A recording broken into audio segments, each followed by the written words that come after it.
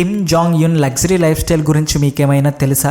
ఆయన తన లైఫ్ని ఎలా లీడ్ చేస్తారు, ఎలా ఎంజాయ్ చేస్తారు అనే విషయాల గురించి ఈరోజు మనం ఈ వీడియోలో డిస్కస్ చేయబోతున్నాం. ఇక్కడ 13 ఏళ్లు పైబడిన అందమైన అమ్మాయిలు ఒక గ్రూప్గా ఉంటారు. వాళ్ళు కిమ్ కోసం ఏదైనా చేయడానికి సిద్ధం అన్నట్టుగా రెడీగా ఉంటారు. అలాగే హై ర్యాంక్ ఆఫీసర్స్ యొక్క సెక్సువల్ కోరికలు వినూత్న పద్ధతిలో తీర్చడం కోసం వీళ్ళు నిత్యం రెడీగా ఉంటారు.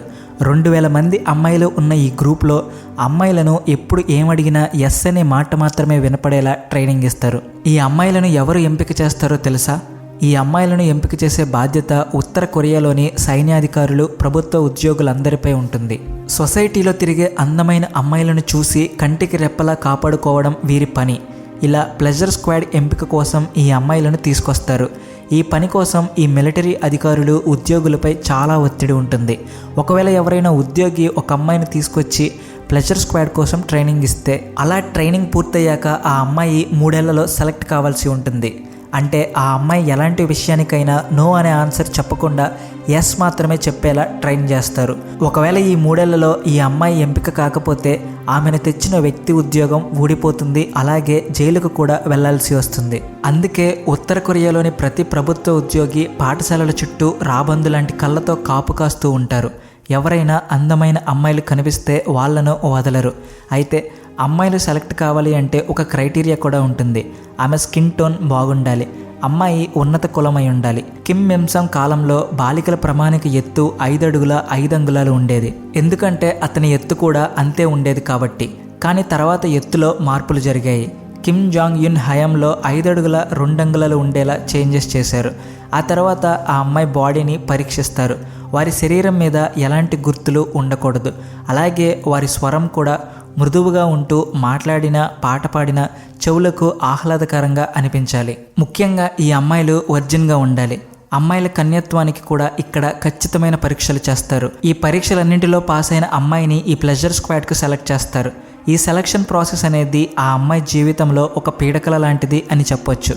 కానీ దీని తర్వాత వారు తమ ఇంటిని, కుటుంబాన్ని, తల్లిని, తండ్రిని మరిచిపోయి చదువును కూడా వదులుకోవాల్సిన పరిస్థితి వస్తుంది. తర్వాత వీరు ప్యోంగ్యాంగ్ అనే నగరంలో ఉండే ఒక సీక్రెట్ స్కూల్కి వెళ్తారు. అక్కడ బ్లో జాబ్ ద్వారా ఎవరినైనా ఎలా సంతృప్తి పరచాలో ఈ పాఠశాలలో చేరే అమ్మాయిలకు నేర్పిస్తారు. ఈ పని చాలా జాగ్రత్తగా నేర్పిస్తారు. ఎందుకంటే భవిష్యత్తులో తప్పులు వంటివి జరగడానికి ఆస్కారం లేకుండా చూస్తారు. అందువల్ల అమ్మాయిలు కూడా ఈ పనిని నేర్చుకుంటారు. అమ్మాయిలు సెలెక్ట్ అయ్యాక వాళ్ళ పేరెంట్స్కి చెప్పి వాళ్ళు దేశానికి, దేశ నాయకులకు సేవ చేయడానికి వెళ్తున్నారు అని చెప్పి తీసుకెళ్తారు. ఆ మాట విన్నాక ఆ తల్లిదండ్రులు చాలా గర్వంగా ఫీల్ అవుతూ ఉంటారు. అలా అమ్మాయిలను తీసుకెళ్తున్నందుకు ఆ అమ్మాయిల తల్లిదండ్రులకు డబ్బు, బహుమతులు బాగా ముట్టచెప్తారు. వారు వాటిని స్వీకరించడాన్ని చాలా గౌరవంగా భావిస్తారు. సెలెక్ట్ అయిన అమ్మాయిలకు హై ర్యాంక్ ఆఫీసర్స్కి ఇచ్చే పొజిషన్ ఇస్తారు. హై క్లాస్ ఫెసిలిటీస్ ఉండేలా చూసుకుంటారు. దీని తర్వాత వారి జీవితంలో నాణానికి మరోవైపు ఉన్న చీకటి కోణం స్టార్ట్ అవుతుంది. ఇది వారి మరణం వరకు కొనసాగుతుంది. ప్రపంచవ్యాప్తంగా పబ్లిక్ డొమైన్లో ఈ విషయాలకు సంబంధించిన ఎక్కువ సమాచారం ఉండదు. అయితే మరి మాకు ఇంత సమాచారం ఎలా వచ్చింది అనుకుంటున్నారు కదా? కిమ్ ఎల్ సంగ్ మేనల్లుడు లీ ఎల్ నామ్ తన మరణానికి ముందు ఒక పుస్తకాన్ని రాశాడు. ఈ పుస్తకంలో ప్లెజర్ స్క్వాడ్ గురించిన చీకటి కోణాన్ని రివీల్ చేశాడు. ఆ పుస్తకంలో తన మేనమామకి ప్లెజర్ స్క్వాడ్కి సంబంధించిన రహస్యాలను బయటపెట్టాడు. దీని ప్రకారం ప్లెజర్ స్క్వాడ్ యొక్క రహస్య పార్టీలు కిమ్ జాంగ్ బంగ్లాలో కానీ అతని రిసార్ట్లో కానీ జరుగుతాయట. ఆ పార్టీలకు అతిథులు వచ్చే ముందు వారు ఎలాంటి అమ్మాయిని ఇష్టపడతారు, ఎలాంటి లైంగిక ఆనందానికి ప్రాధాన్యత ఇస్తారు అని అడిగి తెలుసుకుంటారట. దీని తర్వాత వారికి ఏ అమ్మాయి నచ్చుతుందో ఆ అమ్మాయిని వాళ్ళతో పంపిస్తారు. అలా ఆ అమ్మాయిలు వాళ్ళను సాటిస్ఫై చేస్తారు. ఈ పార్టీకి హై ర్యాంక్ ఆఫీసర్స్ వస్తారు. వీళ్ళ ముందు ఈ అమ్మాయిలు చిన్న చిన్న బట్టలు ధరించి ప్రదర్శన ఇవ్వాల్సి ఉంటుంది. చాలాసార్లు కింగ్ స్వయంగా వేదికపైకి వెళ్ళి అమ్మాయిలను టాప్లెస్గా మార్చుతూ ఉంటాడు, లేదా టాప్లెస్గా కనిపించాలంటూ ఆర్డర్ వేస్తాడు. వాళ్ళతో ఒక్కోసారి ఒంటిపైన సరైన బట్టలు లేకుండా చేసి డ్యాన్స్ చేయిస్తాడు. ఆ తర్వాత గెస్టులను పిలిచి బెల్లీ డ్యాన్స్ చేయమని కోరుతాడు. ఆడపిల్లలు తమ ప్రదర్శనల ద్వారా తమ దేశానికి సేవ చేసేలా డ్యాన్స్లో ట్రైనింగ్ కూడా ఇస్తారు. దానికోసం వేరు వేరు దేశాలకు కూడా వెళ్తుంటారు. రాత్రి అయితే చాలు కిమ్ మద్యం మత్తులో మునిగిపోతాడు. అతనికి మద్యంలో మునిగి తేలడం అంటే చాలా ఇష్టం. అతను వచ్చిన గెస్టులతో, అమ్మాయిలతో ఆడుకునేవాడు. ఆ ఆటలో ఒకవేళ అమ్మాయిలు ఓడిపోతే బట్టలు విప్పేయాల్సి వస్తుంది. గెస్ట్గా వచ్చిన అబ్బాయిలు ఓడిపోతే తల గొరిగించుకునేవారు. స్త్రీలు తన ప్రైవేట్ పార్ట్స్ని షేవ్ చేసుకోవాల్సి వస్తుంది. కిమ్ దక్షిణ కొరియా పాటలను నిషేధించాడు, కానీ ఇలాంటి పార్టీస్లో ఈ పాటలు బాగా వినేవాడు. అయితే ఈ ప్లెజర్ స్క్వాడ్లోని అమ్మాయిలు దేశానికి సేవ చేస్తున్నారంటూ బ్రెయిన్ వాష్ చేసి మరీ ఆఫీసర్స్ దగ్గరకు పంపిస్తారు. ఒకవేళ ఎవరైనా వాళ్ళు చెప్పిన మాట కనుక వినకపోతే ఆమెని తన కుటుంబానికి దూరంగా తెలియని ప్రదేశంలో వదిలేస్తారు. అక్కడ ఆమెకు ఎటువంటి సౌకర్యాలు ఉండవు.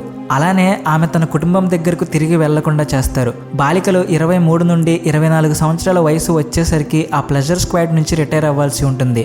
ఈ వయసు తర్వాత కిమ్ రాజవంశం అమ్మాయిలను పెద్దగా పట్టించుకోవడం మానేస్తాడు.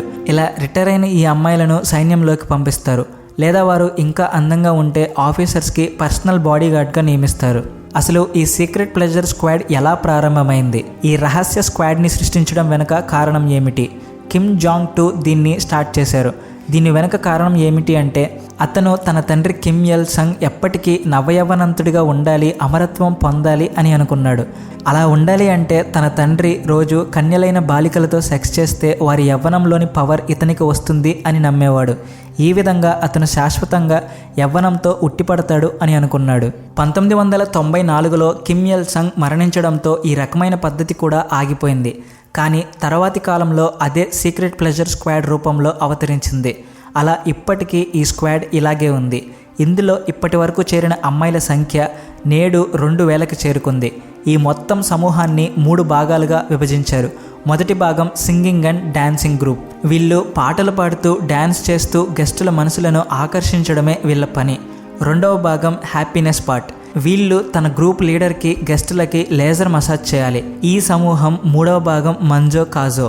ఈ గుంపులోని అమ్మాయిలు నాయకులు ఉన్నత స్థాయి అధికారులను లైంగికంగా సంతృప్తి పరచడమే వీళ్ళ పని. 2016 సంవత్సరంలో ఉత్తర కొరియా చైనా నుండి 20 కోట్ల విలువైన అమ్మాయిల లోదుస్తులను కొనుగోలు చేసింది. కిమ్ తన ప్లెజర్ స్క్వాడ్లోని అమ్మాయిలకు ఈ చెడ్డీలు ఇచ్చి గెస్టులని సంతోషపెట్టమని చెప్పేవాడు. ఈ సీక్రెట్ ప్లెజర్ స్క్వాడ్లో అమ్మాయిల వయసు 13 ఏళ్లు పైబడి ఉండాలి. ఈ బాలికలను వారి పాఠశాల వయసు నుంచే సెలెక్ట్ చేయడం స్టార్ట్ చేస్తారు. 12 నుంచి 13 సంవత్సరాల వయసులో ఈ ప్లెజర్ స్క్వాడ్లో చేరిన అమ్మాయి తన తల్లిదండ్రులను కలుసుకోదు. కొన్ని సందర్భాల్లో తల్లిదండ్రులే తమ కూతుళ్లను ఈ ప్లెజర్ స్క్వాడ్లో చేర్పిస్తారు. అయితే తండ్రి మరణం తర్వాత కిమ్ జాంగ్ యున్ ఈ గ్రూప్ని మూసేశారు. దీనివల్ల తన తల్లి ఇబ్బంది పడుతుందని తెలుసుకుని మూసేశాడు. చిన్నప్పటి నుంచి తన తల్లిని ఇలాంటి స్థితిలోనే చూశాడు. అయితే ఇప్పుడు ఈ ప్లెజర్ స్క్వాడ్ గ్రూప్ కాస్త లైవ్ ఎంటర్టైనర్ గ్రూప్గా మారింది. ఇందులో అమ్మాయిలు పాటలు పాడుతూ డ్యాన్సులు చేస్తూ ఉంటారు. ఉత్తర కొరియా నుంచి పారిపోయిన వ్యక్తుల నుంచి చాలా సమాచారం బయటకు వచ్చింది. అలా 2007లో ఒక వ్యక్తి ద్వారా ఈ విషయాలన్నీ ప్రపంచానికి తెలిసాయి. కిమ్ జాంగ్ యున్ తన అంగీకారం లేకుండా ప్లెజర్ స్క్వాడ్ను మళ్ళీ స్టార్ట్ చేసిన కారణంగా అతను తన మామను కూడా చంపేశాడని అప్పట్లో వార్తలు కూడా వచ్చాయి. మరి ఈ వీడియో గురించి మీరు ఏమనుకుంటున్నారో కింద కామెంట్ సెక్షన్లో తెలియచేయండి. వీడియో నచ్చితే please like and share. Thanks for watching.